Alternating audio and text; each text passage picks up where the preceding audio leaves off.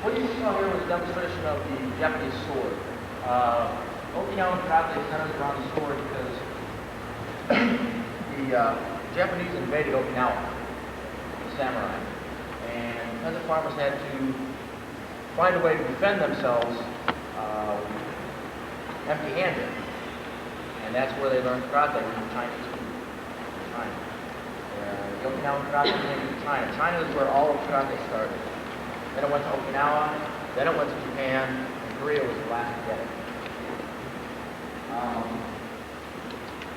We're going to demonstrate some of, actually a lot of the Okinawan systems today.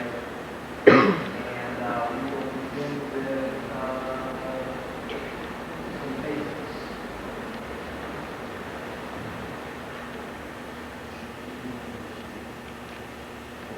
Okay, we'll show you some of the basic techniques that we utilize, just so you know what's going on with our techniques.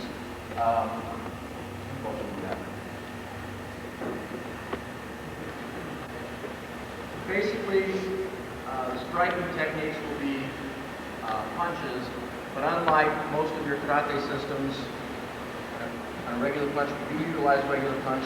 They utilize what's called a one-knuckle strike going in for penetrating into the solar plexus, between the ribs and the eyes, the throat, things like that. More devastation, okay? But we teach a very combative system. This is unlike sport karate, like Taekwondo or judo or something like that. This is very combative. So we utilize a lot of smashing techniques. Okay? So I'll demonstrate some walking, lunge punches from the end.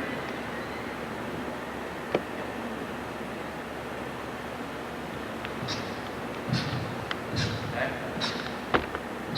These are just walking techniques basically that we do in class. Front snap kick. Okay. Roundhouse kick.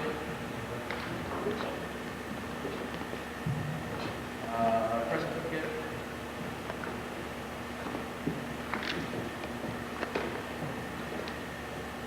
Okay. And a couple of the blocks that we use, palm heel block. And crane block. See, this one is right to get the last time my block. Okay. These are just some of the basic techniques that we use. And I want to dwell on that because it's boring. But you'll be able to see some of these techniques that we use in our forms. Okay, the first thing I'd like to go into is kata. Okay, kata is a prearranged set of movements against an imaginary opponent. And for the Okinawans and masters to pass on their art, their particular way of fighting, they had to design a way to give it to their students after they died, to continue their study. So they came up with kata.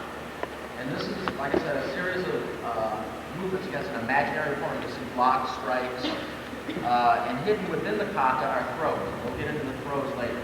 But Cliff's going to demonstrate one of the open hand kata. Go down.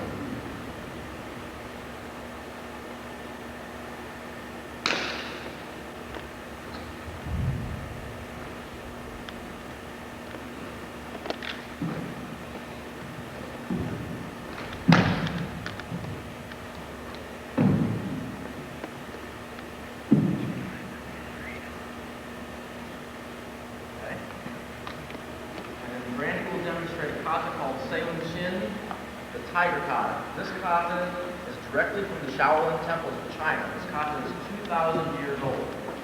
An ancient kata, and if you watch Karate Kid 3, this is the kata that they performed in that movie. The Karate Kid trilogy is actually pretty much a very close assessment of what happened in Okinawa. That is a true style. There was a man called Miyagi, his name was Choji Miyagi, and he founded the style of Goju Karate. He's going to demonstrate the kata that they did in Karate Kid 3.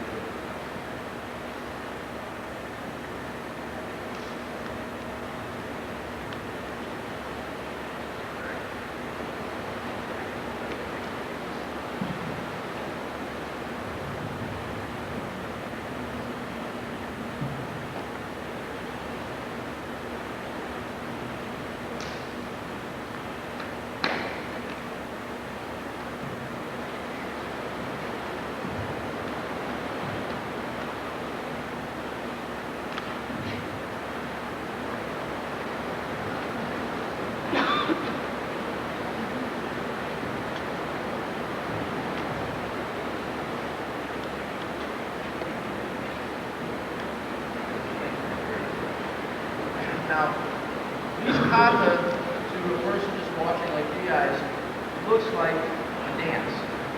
But within those movements are all of the throws, are all of your blocking techniques, your striking techniques. They're very combative when you utilize in a self-defense situation. What we're demonstrating now is the throws and things that are hidden within the kata. Okay, are any of you in the martial arts?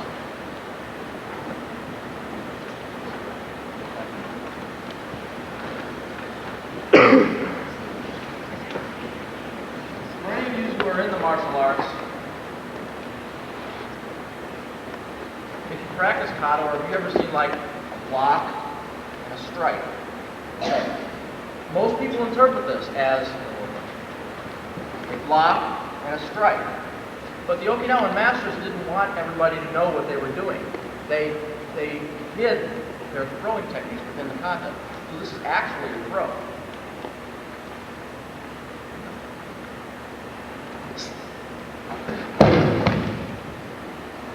It is not what it looks like. Everything is hidden within the kata. So the kata is the most important aspect of what we're going to do. What we're going to demonstrate now are some of the break falls that we have to learn in class, because to learn how to do these throws, you have to learn how to fall correctly. If you learn how to fall correctly, when someone throws you, you're going to get hurt. So go ahead and do some couple of tricks.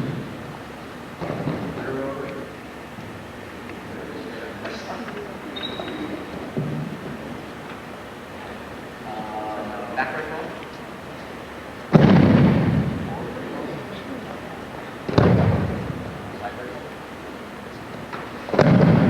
These are all learned at beginning levels. There's one break ball that we leave for after you've been in for about 6 months or so.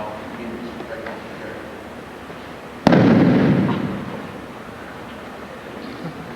Okay.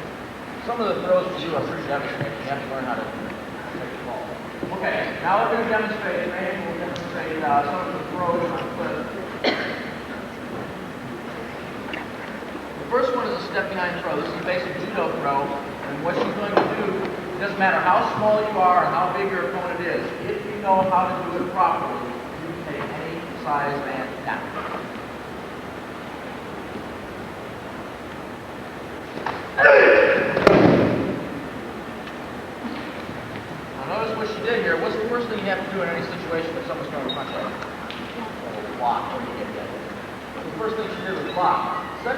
do is loosen them up.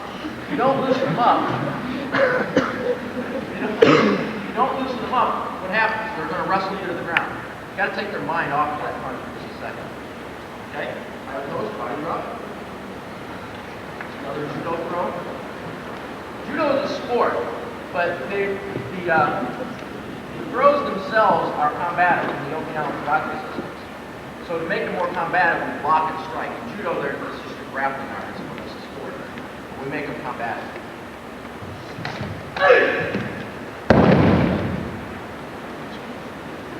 Now you know why it's important to learn how to fall.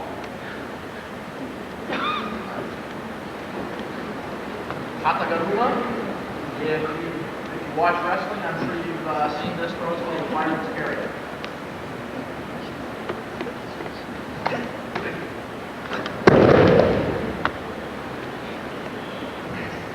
Most of your professional wrestlers have studied judo. Notice they know how to take all of the falls.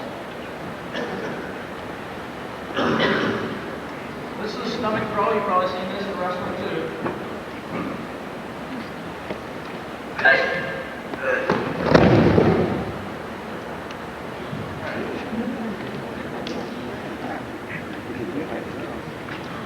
This is a sweep. Remember in history, that's what sweeps. This is a combat sweep.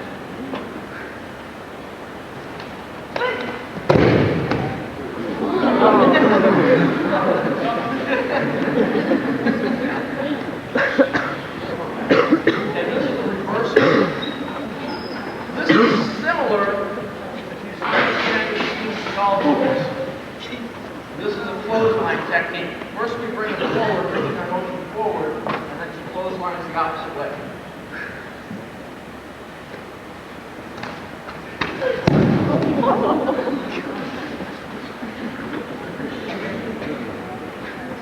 Okay, this is a self-defense technique from a bear hug.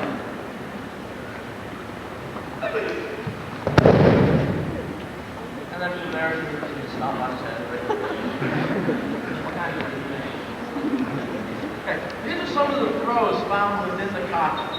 Okay, we study kata for a long time. Like I said, to the layman, it looks very boring. It looks like a game. But when you get into the martial arts, it's very, very important. It's not a sport. Okay. The next aspect of Okinawan karate is weapons. Now, all of the weapons that the Okinawans used were farm tools. They're not allowed to have weapons themselves, so the farmers would take their farming implements and utilize them against the samurai. Everybody can tell this is called a kama. And these were exactly what they look like, cutting down their crops.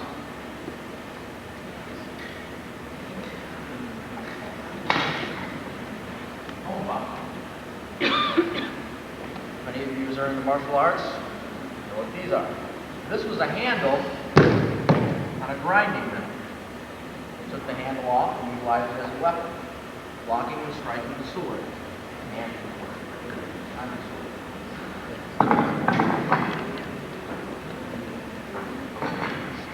Side.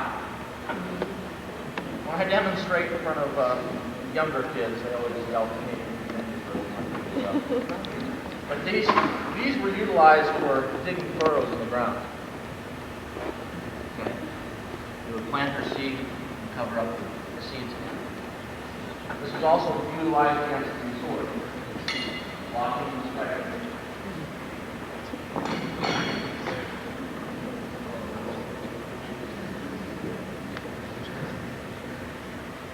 6-foot staff. Very simple tool utilized for carrying pails of water on the back.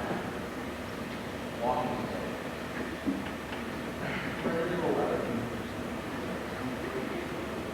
And everybody knows what these are.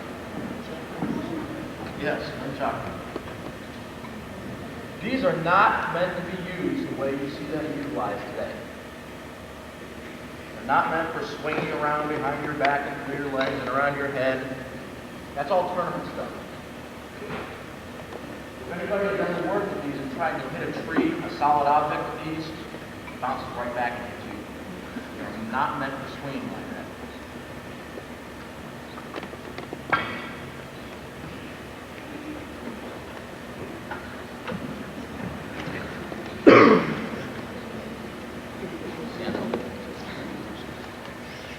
The nunchaku were utilized for blocking, striking, and throwing. Basic blocking techniques were the outside, striking the elbow. The inside, striking at the forearm, block, strike. Out, yes. Like a skull. And okay. They're also utilized for strangling. Block.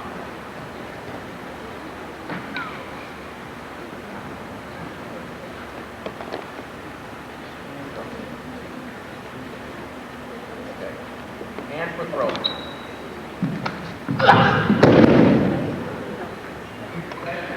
This is how the nunchaku are actually used in Okinawa. These can produce 1,600 pounds of pressure per square inch. These will break bones very easily.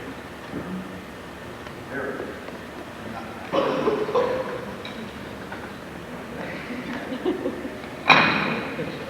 Okay.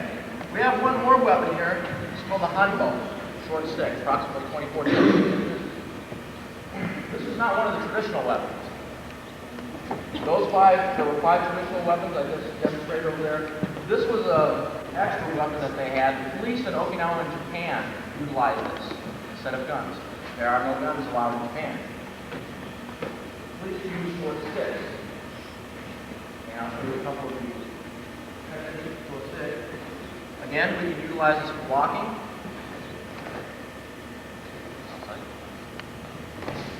Moving out of the way. As Miyagi said in the Karate Kid, best defense against a punch is what? Don't be there. Okay.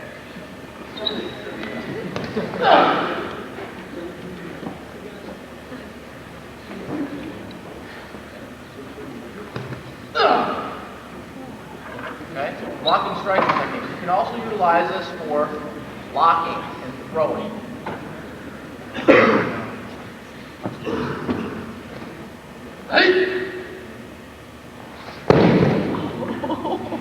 If anybody does not believe that this works, after we do the demonstration, come on down.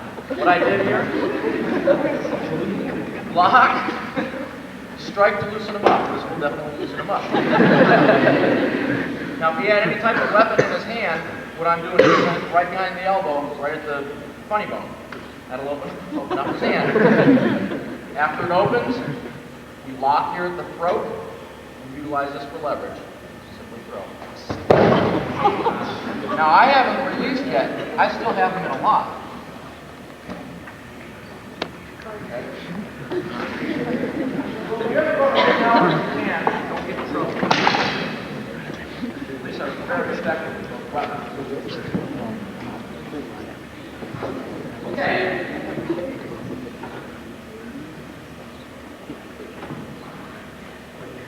Now, as we did with the empty hand, we are kata with the weapon.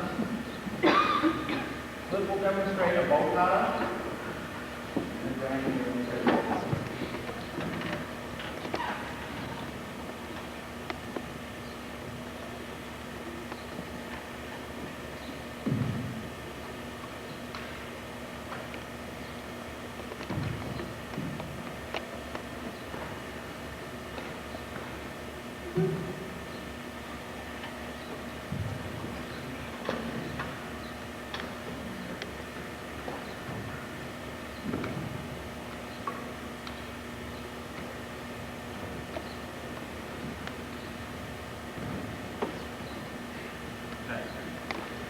Now, let me explain some of the moves.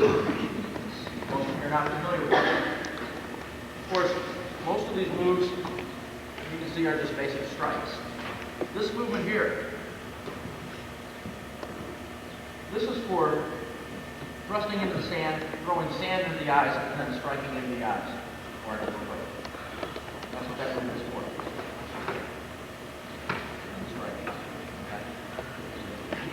A lot of the moves are hidden within the tie.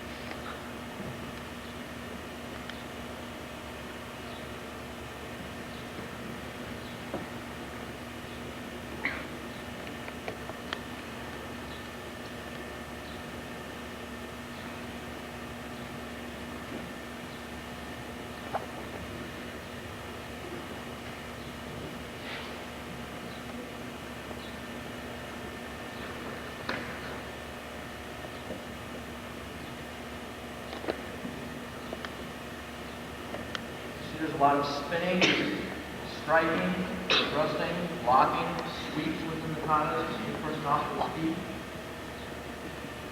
These are all techniques you had to know because against the sword, especially the samurai, was very skilled with the sword. The sword, the Japanese sword was the sharpest sword in the history of mankind. Japanese sword, true Japanese sword, not that are made in America today, not the stainless steel blade. True American blade, true Japanese blade. It's made of two different types of metal and could cut through the barrel of the gun.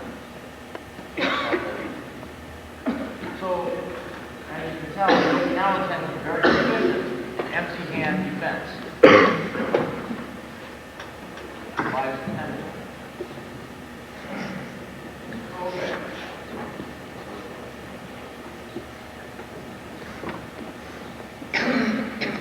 Okay, we're going to demonstrate a little bit of our sparring. Demonstrate just a little bit. Nothing real heavy duty.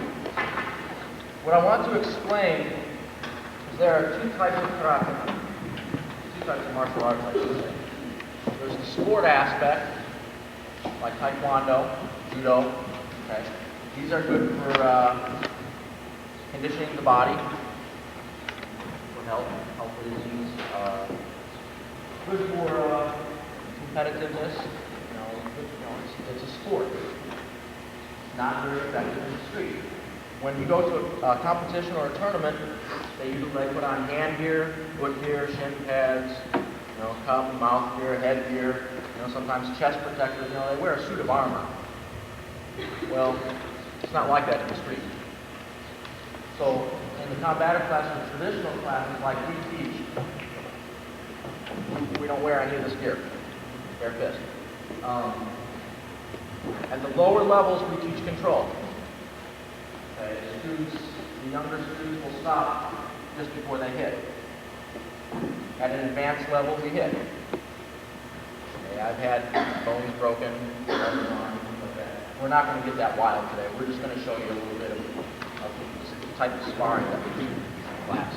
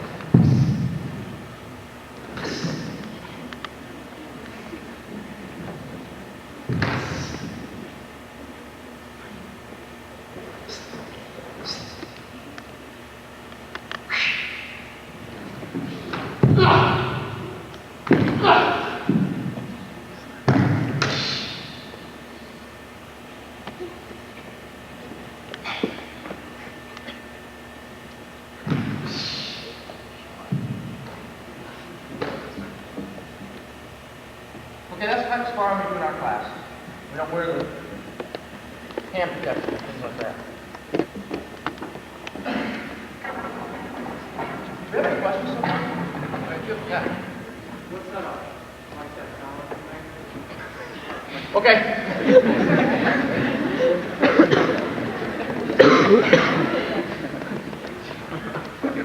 That's called a key eye. Some systems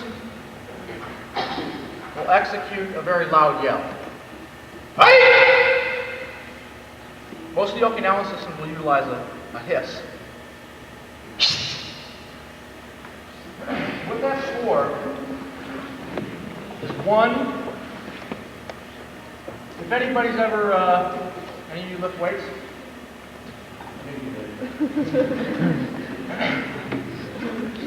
You ever seen a weightlifter who's got to lift a lot of weight? What yells, grunts? Okay. This is to get a lot of energy out, give you extra energy. Another reason is if he would have come in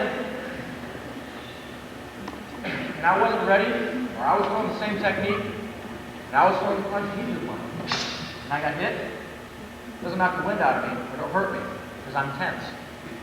My body is tightened up. Another reason is to scare your opponent. If you can take your opponent off guard for a split second, that's all you need to take care of him. A good martial artist in a self-defense situation, the fight will last no longer than 3 seconds.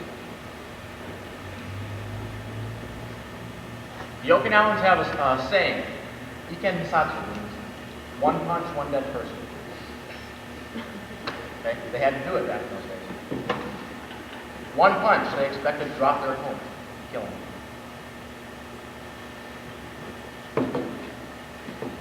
Are there any other questions so far? We've got one more aspect to cover. The guy in white always gets beat up like that? Yeah. Need a question. He always misses.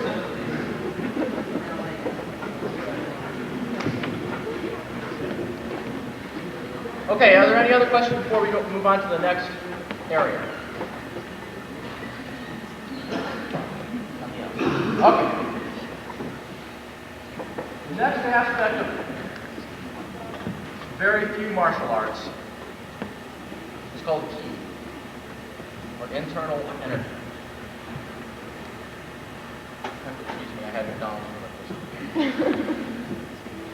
Okay, internal energy. If anybody's ever heard of, let's say, a mother and her baby getting in a car wreck, and she's able to pick the car up to save her baby, or any similar situation. Okay. A lot of it has to do with adrenaline flow, but most of it pertains to the mind and proper conditioning. What I'd like to say is when I do this demonstration, nobody try this at home. I hate that cliche, but do not attempt this at home. The man who taught me this take a full swing from a baseball bat to a throw. His students are able to take full kicks to the groin. What I will demonstrate is a full hard strike to the throat. This can collapse the esophagus. Do not try it. Very few of my students in my class, in over 12 years of teaching, I've probably only taught 3 or 4 people how to do this. Very few people in my classes know how to do this today. It's a very strenuous exercise to go through. When I went through the classes for this, it was like 3 hours of the most grueling training you could ever think of. I assume you wrestle? No? Football? Just lift weights. Okay. Anybody who's into sports, think of your hardest workout you've had so far, and multiply it by about 10.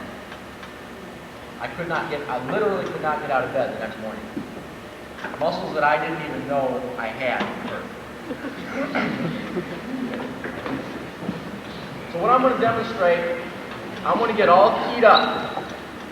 Okay? I'm going to prepare my body and my mind to take a strike to the throat. This will be all keyed up, muscles tense. Okay? Then I will demonstrate what's called internal key. And this relies mostly on the mind. No muscle tension whatsoever, all in the mind. I will totally, completely relax my body, close my eyes, and tell my opponent to hit me in the solar plexus as hard as he can. I won't even know when it's coming. It's very important to be prepared in the martial arts. If you're in a self-defense situation, if you know it's coming, you get all keyed up and be ready for it. But what if you don't know it's coming? You still have to be ready for it. Because if you're dropped on the ground first, you don't have a chance to defend yourself.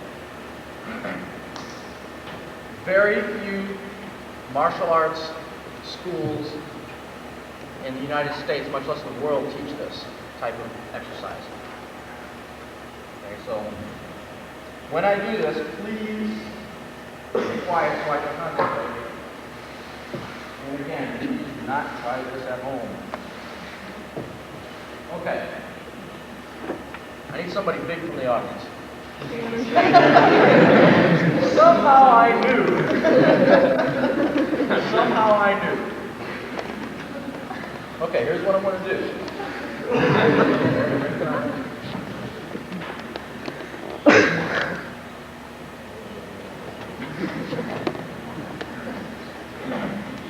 You're going to take his hand just like this and hit me in the throat as hard as you can. Okay, back there. Right. Okay, here's what I'm going to do. I'm going to concentrate. I'm going to bend down, taking a deep breath, make a really funny face, key up, and when I start breathing out like that, you can hit me anytime after I start breathing out.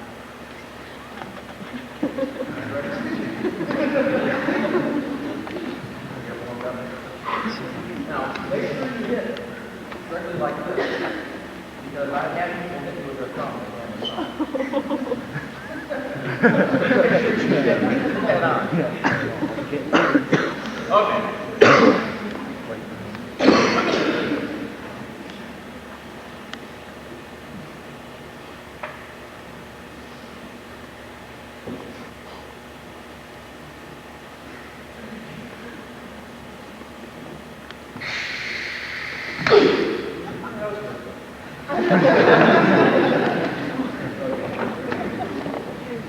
Okay. Like I said, do not try this at home. You can collapse the esophagus. The strikes that I take can be fatal. The throat, chest, cardio plexus here, plexus of nerves that controls the heart. If you hit hard enough there, it stops the heart. Solar plexus, same thing. Do not try this. Okay, I need someone else, another big person.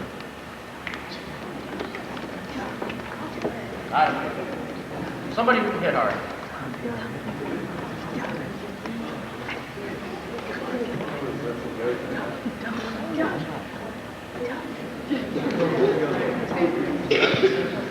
I don't care, just come on now. Oh, man. Let him hit Brandon. Don't worry about it.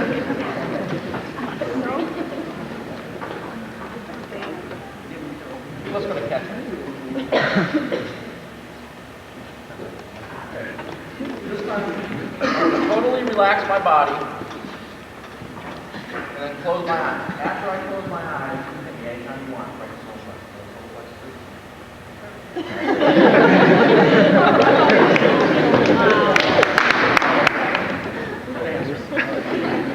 Okay. The solar plexus is right below the breastbone, that little bitty round soft spot that knocks the wind out of you when you get hit there. Even big weightlifters, it's very hard to build up the muscle around the solar plexus. You hit somebody who does 1 million push-ups a day, you still knock the wind out of them by hitting them. Okay, like I said, this can be fatal, so don't try it. 1 million push-ups, yeah.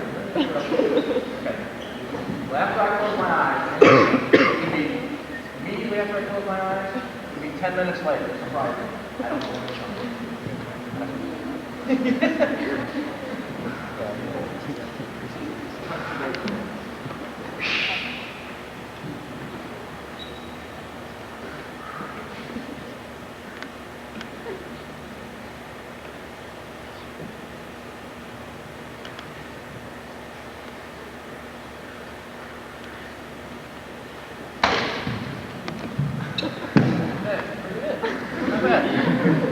Okay. Now, it doesn't look too impressive. Okay.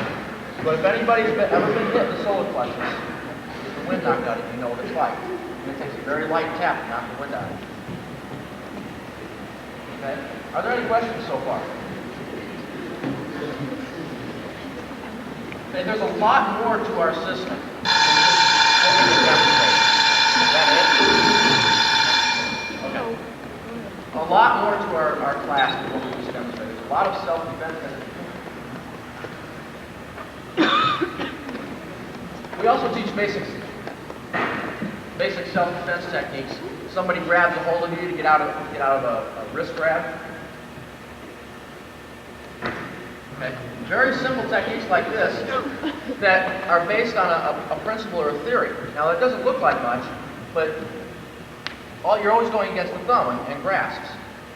Without the thumb, the hand is very weak. You wouldn't be able to pick anything up. You wouldn't be able to write. You guys probably wouldn't care about that if you have any homework. But without the thumb, you wouldn't be able to pick anything up. But it's still very weak. The muscles in the thumb are very weak. So anytime somebody grabs a hold of you, you simply go against the thumb, no matter how hard they grab it. Now, if it's somebody, a little kid against, this guy over here, okay, they may have to loosen him up first, and then get out of it. But most of the time, you don't even have to do that. Simply go against the thumb. Okay, we teach jump rope.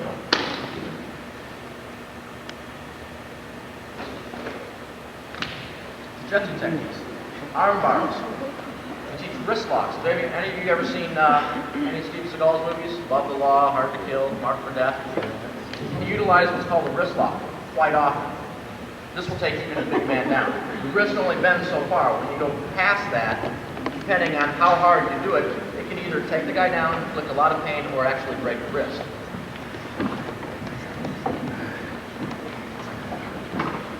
So there's a lot of other things that we teach in our class, okay, but I couldn't demonstrate everything today. Like I said, it's a very combative class. So we don't utilize any pads or anything like that. It's a very traditional class, just like it was taught in Okinawa. If you were to go to Okinawa right now and take one of their classes, you wouldn't get the same type of training. Okay? Are there any other questions? If not, I'll turn it over to Brandy and you guys can take off or go get some donuts or whatever. Well, to be honest with you, when I went through the training, I went through that particular area of training. And after one strike, I said, this isn't for me. Okay. But I do have one of my black belt students who can take that. It's all up here. The man who teaches this, internal energy, just as of last year or the year before, was down in Texas training the Dallas Cowboys. The same type of training. I guess so they could hit harder when they went through the line or whatever. But he was training the Dallas Cowboys, and he goes all over the world. He'll move to one place for 3 years and teach, and then he'll move to another place. And last year he was in Texas training the Dallas Cowboys. Anyone else? Come on, there have to be questions. I hate it when this happens. Okay, if there's nothing else, I will turn it over to whoever. And if you have any questions afterwards, feel free to come up and ask or whatever. Thank you very much. Thank you very much.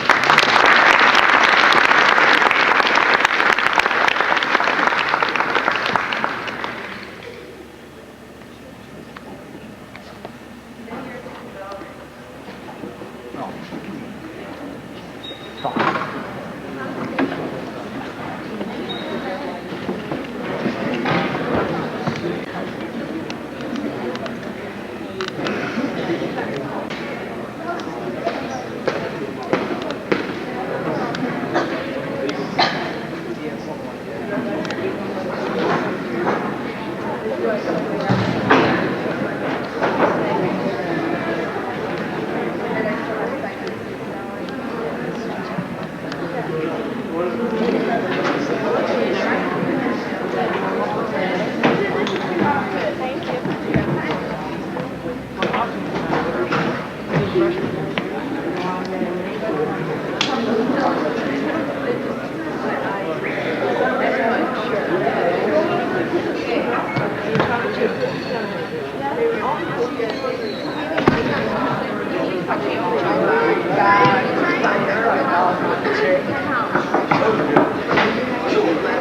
you.